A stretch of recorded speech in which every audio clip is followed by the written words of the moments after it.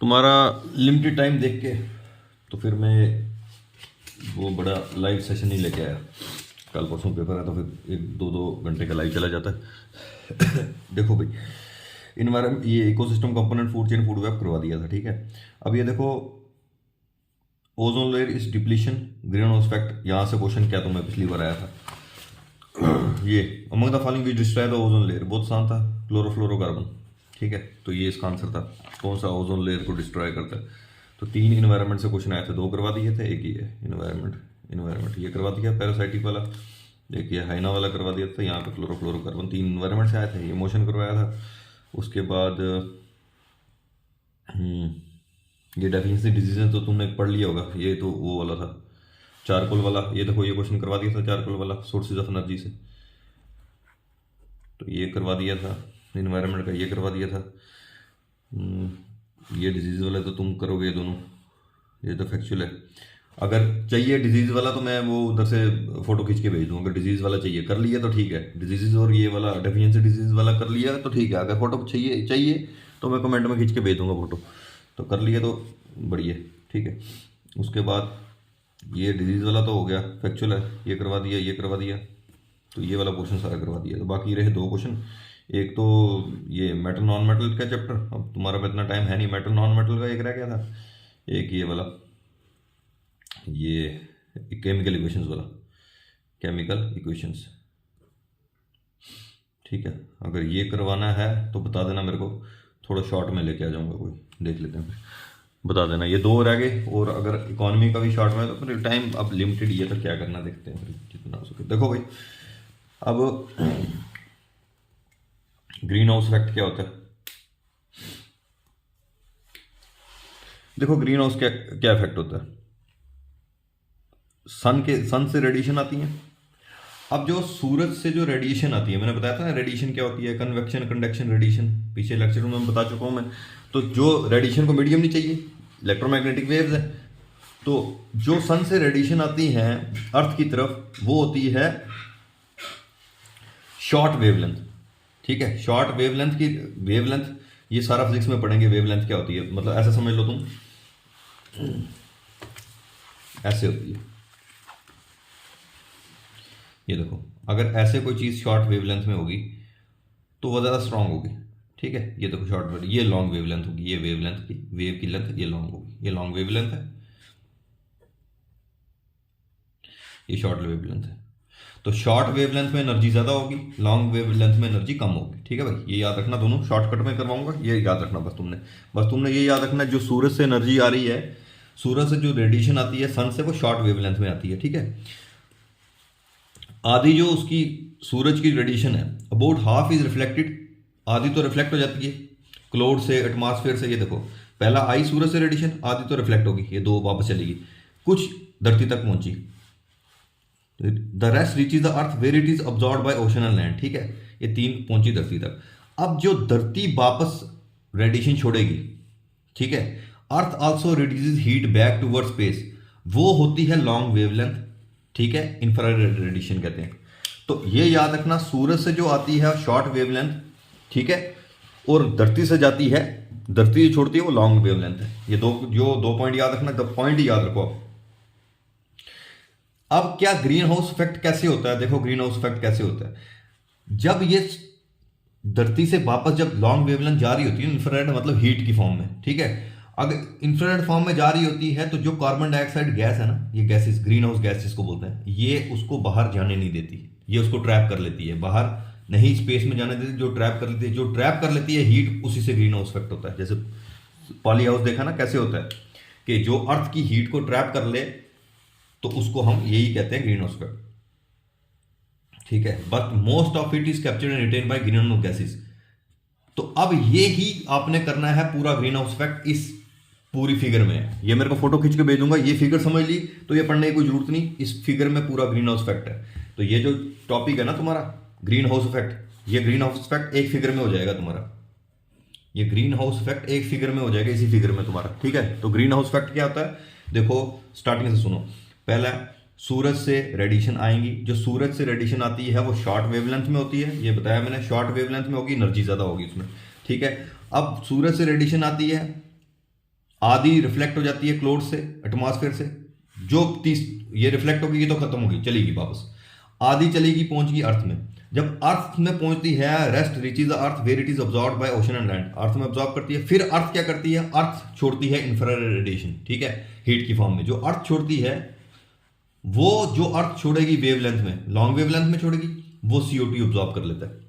वो green house gases और भी हैं, वो आगे देखेंगे। वो ग्रीन हाउस गैसेज ऑब्जॉर्ब कर लेती हैं, उससे अर्थ हमारी वार्म रहती है, हीट रहती है अर्थ में, ठीक है। अगर ये CO2 गैस ना हो तो अर्थ तो ठंडा हो जाए, ठीक है ना भाई, मानसून में टेम्परेचर और रहना मुश्किल हो जाए। तो ये ग्रीन हाउस गैसेज भी हमें इंपॉर्टेंट है, ये भी चाहिए, पर ये एक्सेसिव हो गई है, इसलिए हम ग्लोबल वार्मिंग हो रही है कि एक एक्सेस होने में ये ज्यादा हीट ट्रैप कर रही है, तो इसलिए टेम्परेचर ज्यादा बढ़ रहा है। तो ये पांचवा क्या है, वो ट्रैप कर लिए some of this pass it directly through the atmosphere but most of it is captured and retained by greenhouse gases.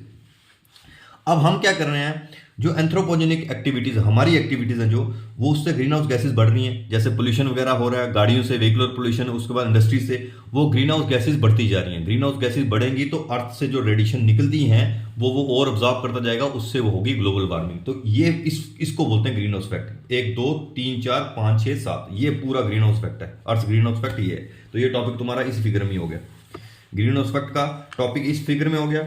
अब ओजोन लेयर क्या है, उसकी डिप्लीशन कैसे हुई, ये क्या सिस्टम है, ये हम देखते हैं, ठीक है, ये बता दिया मैंने। तो एक फिगर इसका भेज दूंगा, एक इसका भेज दूंगा ग्रीन हाउस इफेक्ट का। ये देखो क्या होता है, सोलर रेडिएशन आई, ठीक है। अब ये सारी ग्रीन हाउस गैसेज हैं, N2O, CH4, ये मीथेन, कार्बन डाइऑक्साइड और नाइट्रस ऑक्साइड, तो ये हम अभी पढ़ेंगे सारी। वाटर वेपर, तो ये सारा क्या करता है, सोलर से रेडिएशन आती है, आधी मैंने बताया वापस चलेगी, आधी इसमें अर्थ अब्जॉर्ब करती है, फिर अर्थ छोड़ती है, देखो, ठीक है। तो अर्थ छोड़ेंगी वो, ये गैसेज अब्जॉर्ब कर लेंगी। तो इसको जो हमने पीछे पढ़ा, तो ये ग्रीन हाउस इफेक्ट ये लिखा हुआ है, ठीक है, ये ग्रीन हाउस इफेक्ट के बारे में लिखा है। A greenhouse structure whose roof transparent, ये क्या है, इंसिडेंट सोलर रेडिएशन के लिए एडिशन पोर्शन इंफ्रारेड वायलेट, तो कुछ नहीं है। री emit longer wavelength infrared heat radiation, ये कुछ नहीं है। नॉट ट्रांसमिट, तो ये कुछ ड्रामा नहीं करना, बस वो फिगर याद कर लो, वही है सब कुछ, ठीक है। अब आ जाओ, बस एक फिगर यही भेजूंगा तो ग्रीन हाउस इफेक्ट हो जाएगा इसमें, इस फिगर में ग्रीन हाउस इफेक्ट आ जाएगा। बस इसमें शॉर्टकट में ये याद रखना, सूरज से शॉर्ट वेवलेंथ आती है, तो अर्थ से जो वापस जाती है वो लॉन्ग वेवलेंथ में, इंफ्रारेड मतलब हीट वाली, तो वो हीट ट्रैप कर लेती है गैसेज, तो खत्म होगी बात। अब ग्रीन हाउस गैसेज के बारे में पढ़ेंगे, ठीक है, ग्रीन हाउस इफेक्ट से ग्रीन हाउस गैसेज के बारे में पढ़ेंगे। ग्रीन हाउस गैसेज कौन कौन सी है भाई, ये देखो, इसके बाद ये टॉपिक भेजूंगा, पहला ये भेजूंगा, ठीक है, उसके बाद भेजूंगा ग्रीन हाउस गैसेज वाला।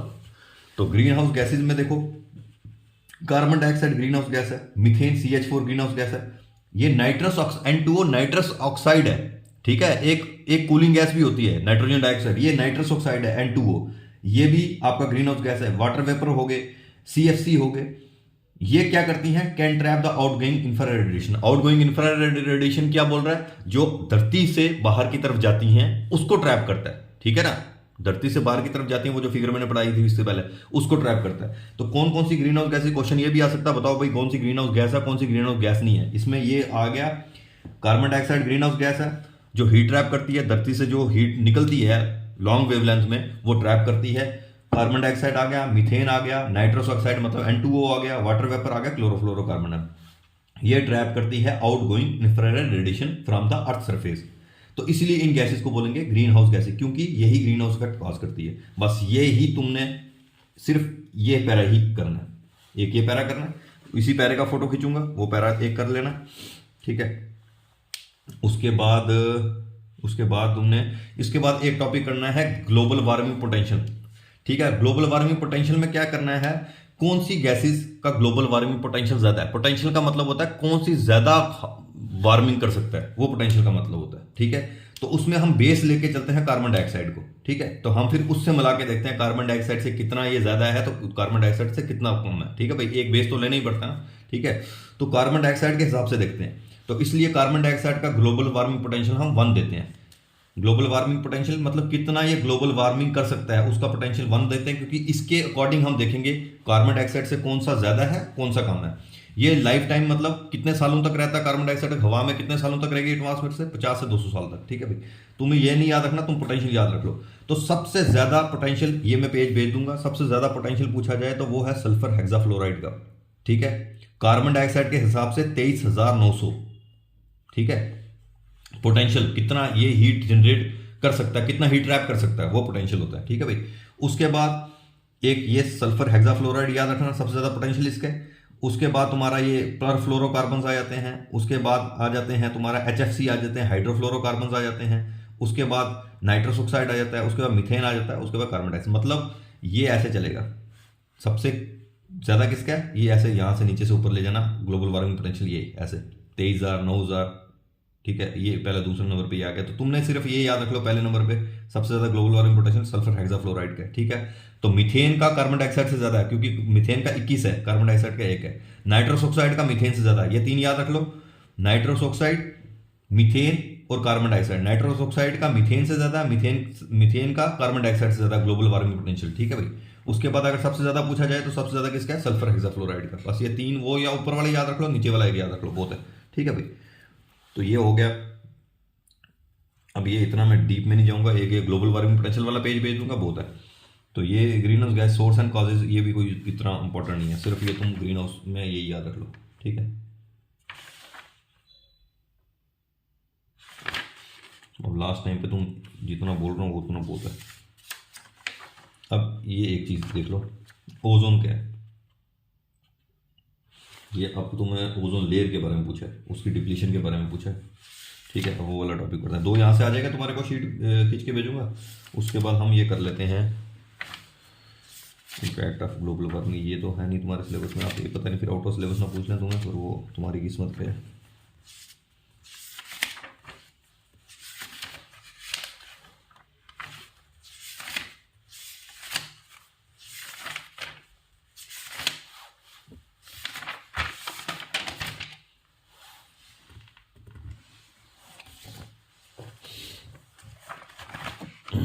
तो अब ये तुम्हारा रह गया इन्वायरमेंटल पोल्यूशन। अब छोड़ो उसको, अब ओजोन लेयर एक कर लो। इन्वायरमेंटल पोल्यूशन कितना है तुम याद रखो, वो उतना ही करो जितना याद रख पाओगे, ठीक है ना। तो ये यही करके इन्वायरमेंट को खाता खत्म करते हैं। ओजोन लेयर वाला देख लेते हैं।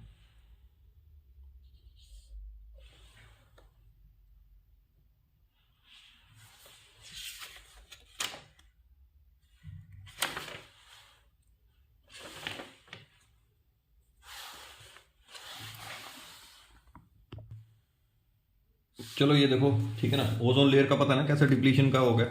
CFC होता है जो रेफ्रिजरेंट्स पहले यूज करते थे हम, CFC क्लोरोफ्लोरोकार्बन, ठीक है ना। रेफ्रिजरेंट में यूज करते थे हम उसको, और बाकी कामों में यूज करते थे, ठीक है। रेफ्रिजरेटर एयर कंडीशनिंग में वहां पे CFC यूज करते थे। तो CFC का क्या था, क्लोरोफ्लोरोकार्बन ओजोन जो लेयर है उसमें एक यहां पे देख लो, एक वीना कन्वेंशन आई थी ओजोन लेयर की प्रोटेक्शन के लिए। वीना कन्वेंशन 1985 में आई थी। उसमें क्या था वीना कन्वेंशन, ये तुम्हें अब डिटेल से पढ़ाऊंगा, पर शॉर्टकट में देख लो उसमें क्या था। उन्होंने बोला कि जो ओजोन लेयर को डिप्लीट करती है, ठीक है ना, ओजोन लेयर को डिप्लीट करते हैं सब्सटेंस, वो खत्म करो। तो उन्होंने CFC बोला कि भैया CFC ओजोन लेयर को खत्म कर रहा है। ओजोन लेयर हमें पता ना अल्ट्रा यूवी रेज से बचाती है। तो उसने जो इसी वीना कन्वेंशन में ओजोन डिप्लीटिंग सब्सटेंस को बोला भाई हटाओ इसको, ठीक है। उसके बाद उसका मॉन्ट्रियल प्रोटोकॉल आया वीना कन्वेंशन के अंदर, ठीक है। वीना कन्वेंशन के अंदर उसका मॉन्ट्रियल प्रोटोकॉल आता 1987 में। ये पूरा उसको मैं डिटेल में लूंगा। तो ये ओजोन कहाँ पे होती है, स्ट्रेटोस्फीयर में, पता ना स्ट्रेटोस्फीयर लेयर्स, पता ना एटमॉस्फेयर में कौन कौन सी लेयर्स होती हैं, ट्रोपोस्फीयर, उसके बाद स्ट्रेटोस्फीयर, ऐसे बढ़ते जाती हैं, वो भी अब ज्योग्राफी का पार्ट है। तो वीना कन्वेंशन और उसका Montreal protocol are the first and only global environment treaty to achieve universal ratification. Universal ratification मतलब सबने रेटिफाई किया है। देखो भाई रेटिफिकेशन क्या होती है, सबने रेटिफाई कर दी है। 197 में जो UN के मेंबर्स हैं सबने रेटिफाई किया है, रेटिफाई साइन सून कर दिए, मान लिया। तो फिर क्या हुआ, as result of the international agreement ozone hole in Antarctica slowly recover कर रहा है, क्योंकि CFC हमने हटा दिए, ठीक है, because of the decrease in the overall concentration stratospheric ozone depleting substances, ठीक है। ओजोन को डिप्लीट करते हैं, उन सब्सटेंस को निकालना। तो हमने क्या सोचा, हमने ये सोचा भाई CFC को हटा देते हैं।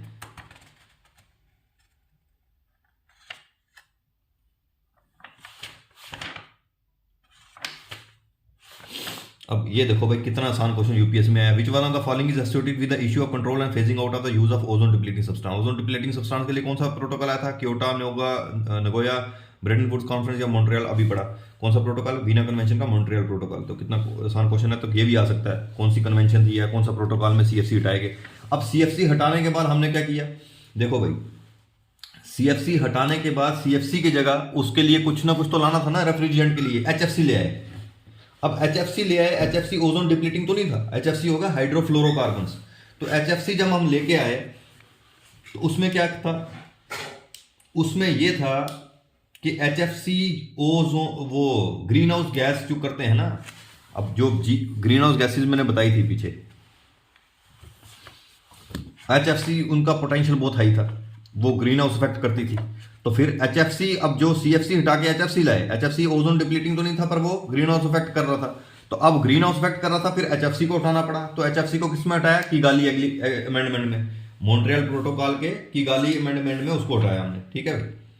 फिर वीना कन्वेंशन का मॉन्ट्रियल प्रोटोकॉल आया, मॉन्ट्रियल प्रोटोकॉल का आगे अमेंडमेंट हुआ, उसको किगाली अमेंडमेंट बोला। उसमें किगाली अमेंडमेंट में क्या बोला कि हम अब फेज आउट करेंगे एचएफसी को, हाइड्रोफ्लोरोकार्बन्स को, जो एसी में यूज होता है। अब ये लीगली बाइंडिंग एग्रीमेंट है, सब पे बाइंडिंग है, ठीक है। तो उसको बोला गया भैया parties are expected to reduce the manufacturing use of HFC by 80 से 85% कम करना है 2045 तक, ठीक है। ये हो गया। तो क्योंकि एचएफसी हमने क्यों लाया था? अल्टरनेटिव लाया था सीएफसीज के, क्लोरोफ्लोरोकार्बन का अल्टरनेटिव एचएफसी लाया था। पर बाद में हमने पता चला कि भैया एचएफसी ग्रीन हाउस इफेक्ट कर रहा है, तो इसलिए पोटेंट ग्रीन हाउस गैस है, हाई ग्लोबल वार्मिंग पोटेंशियल है एचएफसी का। पीछे ग्लोबल वार्मिंग पोटेंशियल मैंने भेजा ना शीट, वो भेजूंगा तुम्हें। ये देखो हाइड्रोफ्लोरोकार्बन का कितना ग्लोबल वार्मिंग पोटेंशियल है? 11,000 तक जाता है। मतलब कार्बन डाइऑक्साइड एक है तो उसका 11,000 गुना ज्यादा है। तो कितना हाइड्रोफ्लोरोकार्बन का पोटेंशियल है? तो इतना पोटेंशियल था, इसको फेज आउट करना पड़ा कि ग्रीन हाउस इफेक्ट करता है, ठीक है। तो हाइड्रोफ्लोरोकार्बन का क्वेश्चन आएगा, उसमें उसको किसमें फेज आउट किया? उसको किगाली अमेंडमेंट में फेज आउट किया, मॉन्ट्रियल प्रोटोकॉल को, मॉन्ट्रियल प्रोटोकॉल के। तो ये पूरा डिटेल में भी लेंगे, पहले अभी शॉर्टकट देखो, ठीक है।